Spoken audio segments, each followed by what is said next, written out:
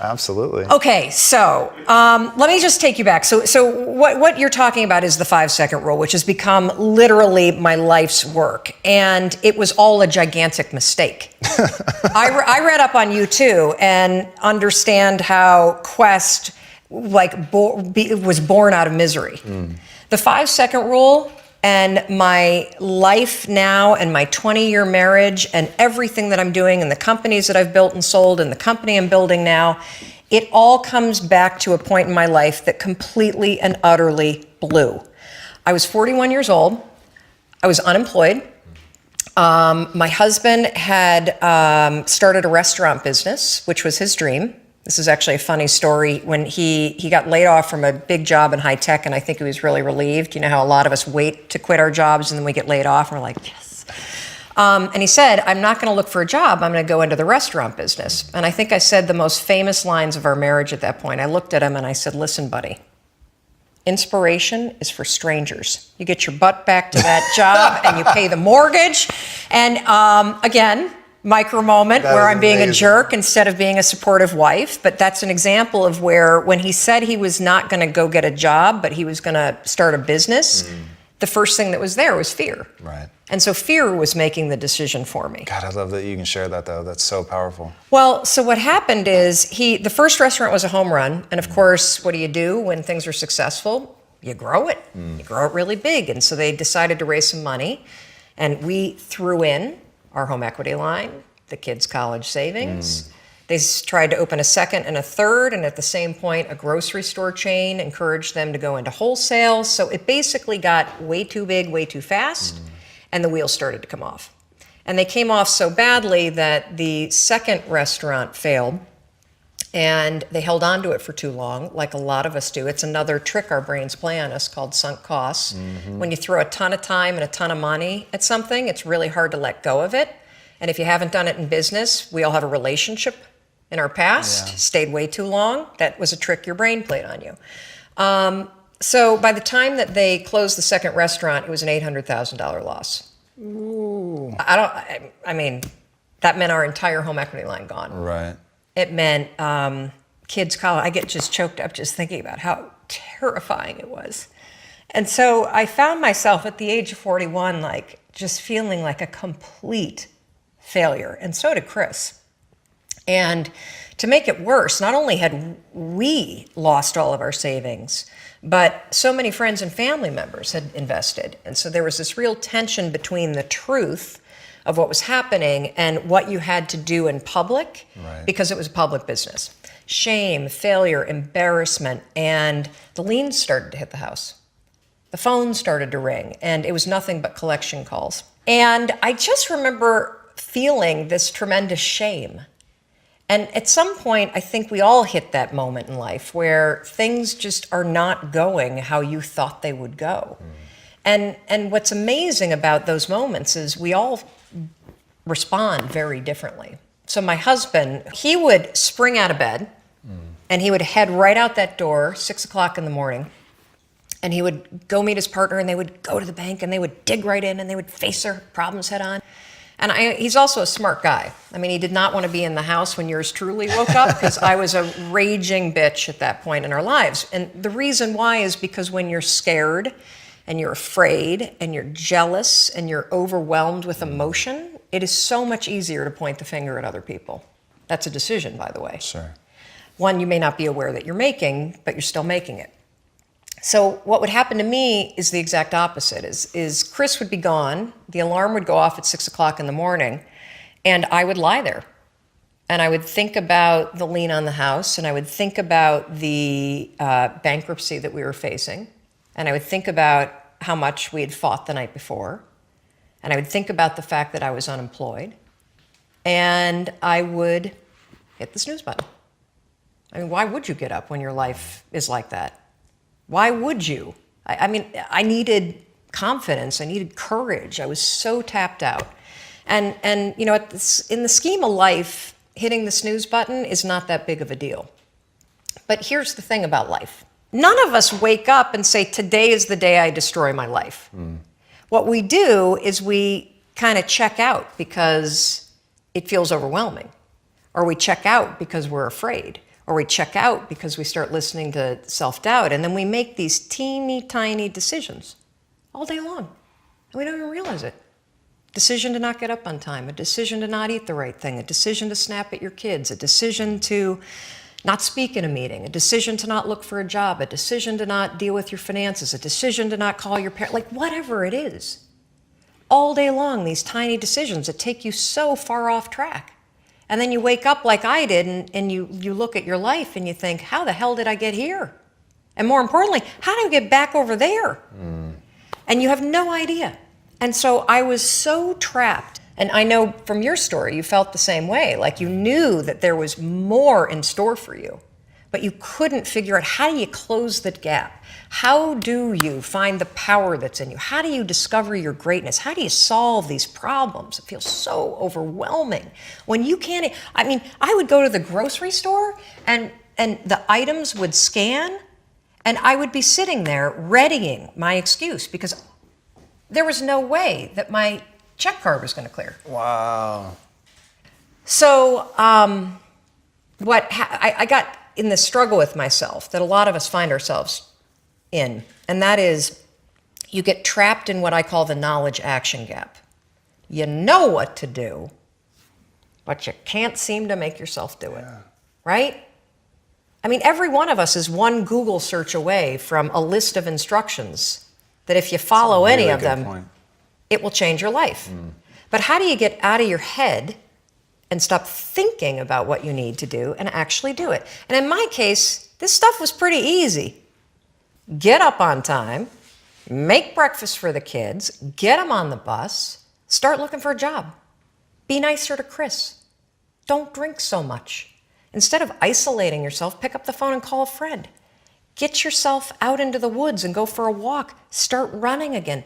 Like all these little things that I was capable of, but I couldn't get out of here. Could not get out of here. And if you're stuck, that's the problem. The problem is you're in your head, you're thinking. That is the universal problem. And it all starts with this knowledge of what to do, and then you hesitate and you think about whether or not you feel like doing it.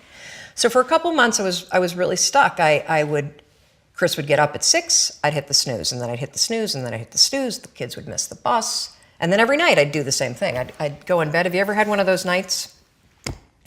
Probably before you started your company, but where you go in bed and you're like, all right, Tom, that's it. Tomorrow, it's the new me. Tomorrow, I'm gonna get up on time, I am gonna go to the gym, I am going to look for a job. I'm not going to drink so much. It's going to be amazing. The new me, the future me. Woo! Let's do this, right? Then you go to bed and you wake up 7 hours later and you're like, I don't feel like the new me. It's the only, that's a stupid, see, motivation's garbage. It's never there when you need it. Ever. Ever, ever, ever. And so here's what happened to me. And thank you for wearing the NASA t-shirt. Of course. It's a really stupid story.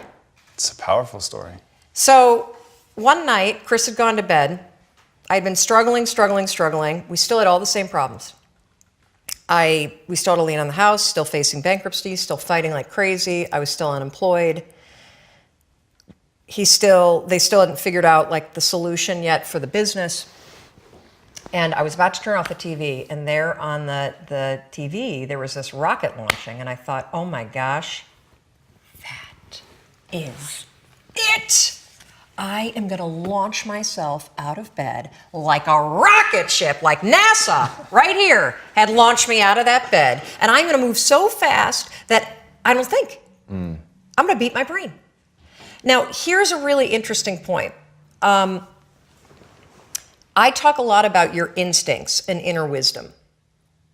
And we can get into this a little bit later, but a lot of us talk about the fact that you have a gut feeling. But what all this research that I've done for the book and all the speaking that I do, what I've discovered that's fascinating is actually when you set goals, when you have an intention on something that you want to change about your life, your brain helps you. What it does is it opens up a checklist, and then your brain goes to work trying to remind you of that intention that you set. And it's really important to develop the skill, and I say that word purposefully, the skill of knowing how to hear that inner wisdom and that intention kicking in and leaning into it quickly. So for me, my brain saying, that's it, right there, move as fast as a rocket, Mel. I wanted to change my life. And I think most people that are miserable or that are really like dying to be great and dying to have more, we want to change. We want to live a better life. We want to create more for our families. We want to be happier. The desire is there. Again, it's about how do you go from knowledge to action. So the first thing in this story that's important is realizing that the answer was in me. And my mind was telling me, pay attention. Could have also been the bourbon. I mean, I had a couple of Manhattans that night. But anyway, the next morning, the alarm goes off, and I pretended NASA was there. It's the stupidest story. I literally went 5, 4, 3, 2, 1. I counted out loud, and then I stood up. And I'll never forget standing there in my bedroom. It was dark. It was cold. It was winter in Boston. And for the first time in 3 months, I had beaten my habit of hitting the snooze button.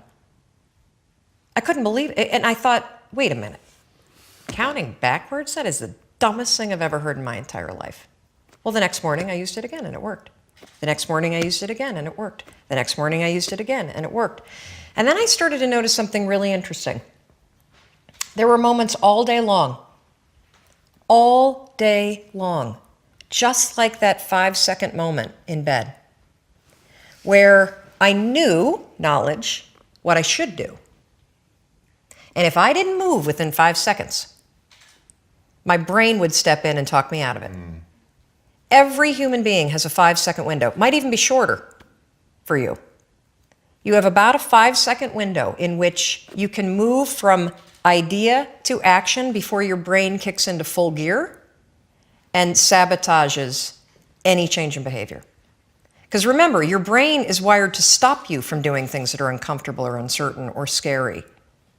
It's your job to learn how to move from those ideas that could change everything into acting on them in the smallest moment. And for anyone right now at home who's thinking like this sounds too simple, too easy, talk a bit about your community, because reading some of their comments, it's crazy how many people, like the sheer volume of people you quote in your book, but if you also go online and just look at the people that are like directly reaching out to you, it is an avalanche of people that have stories around the 5-second rule. Well, one of the reasons why I'm so excited about this book, and look, you don't have to buy the book. This is an idea that you can use. It's free. It's backed by science. More than 8 million people around the world have discovered it. And you know, you're talking about the number of people. We've heard from more than 100,000 people in 80 countries that are using this rule. We know of 11 people who have stopped themselves from killing themselves using this rule. I saw one of those outreaches. Yes, there's a guy, Steve, that wrote to us who was a veteran. He was suffering from post-traumatic stress disorder. He boarded a ferry overseas with the intention to jump over. He walked over to the railing, Gave me the chills. and his inner wisdom kicked in. In that moment, the 5-second rule, 5, 4, 3, 2, 1, counting backwards, moved away from the railing, asked for help, saved his life. His story has inspired countless other people that have heard me in the speeches that I give around the world about this one tool. And so, you know, the thing that's so cool about this, and I should tell you the science behind it, because I'm going to be honest with you, it is stupid. Had I ever thought that I would find myself 8 years after discovering it, spending my days telling people about the 5-second rule? First of all, I would have picked a different name, because it reminds you of the one where you have to like pick up food within 5 seconds off the floor, right? It was my secret weapon. This was something I did. I never intended to tell anybody, because I went from getting up on time and waking up on time to shaking up my entire life. Because when you understand the power of a 5-second decision, and you understand that you always have a choice to go from autopilot to decision maker, everything in your life will change. You will be a different negotiator. You will be different in sales. You will be unstoppable in the gym, because you will realize the amount of garbage that you put in the way of your hopes, of your dreams, of your potential, of your confidence, of your courage. Everything comes down to the decisions that you make. We all know what to do. None of us know how to make ourselves do it. So I started researching it. Why does something so stupid work? Why? Why does something so silly create such powerful and profound change? Well, here's why. The rule is a form of metacognition. Metacognition is a fancy pants term that means something real simple. You can outsmart your own brain in furtherance of goals. Agreed. There are tricks that you can use that actually outsmart the tricks your brain plays on you in furtherance of a higher purpose. We all know this. You can restrain yourself if you're in a situation that calls for it. You can jump into a raging river to save your dog or your kid. You can direct yourself in ways if it's important to you. And so the rule, what it does is it does something really remarkable. When you count backwards, 5, 4, 3, 2, 1, what you're actually doing is you're interrupting what researchers call habit loops that get encoded as closed loop patterns in your basal ganglia. That's the part of the brain where your feelings, where your emotions, every habit that you have, which is nothing more than behavior that you repeat that you don't even think about. I've heard it referred to as a gearbox. Yeah. To shift your attention from one place Yes. to another. And so when you go 5, 4, 3, 2, 1, it interrupts what's going on here that's spinning without you thinking, and it moves and awakens your prefrontal cortex. So when you hit 1, your habit has been interrupted. So you've interrupted self-doubt. You've interrupted maybe snapping at your kids. You've interrupted the desire to grab for a drink. You've interrupted procrastination. You've also, by counting backwards, done an action. It's awakened your prefrontal cortex. That is the part of the brain that you need that's awake when you're changing behavior, when you're learning new things. When you hit 1, it's also a prompt.